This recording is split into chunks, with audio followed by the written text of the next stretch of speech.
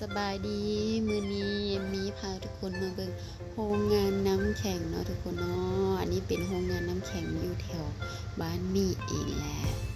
ซึ่งตอนนี้เพิ่นก็กำลังผลิตอยู่ก็บ่ใหญ่ปานใดเนาะถ้าสมมุติว่าเป็นช่วงแบบอากาศร้อนๆแน่จังซี่หั้นนะก็สิบ่พอกันจักหน่อยนี่เนาะฮอดเทศกาลสงกรานต์บ่อยหยังแบบซี่นะก็สิติดต่อคิวกันยาวเลยแหละ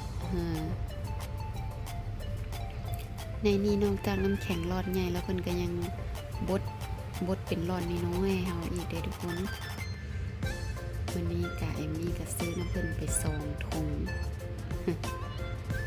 แล้วพบกันใหม่ในคลิปหน้าเนาะสำหรับคลิปนี้เอมมี่ขอลาไปก่อนเอาน้ำแข็งมาก่อนจังหน่อยมันสิเปื่อย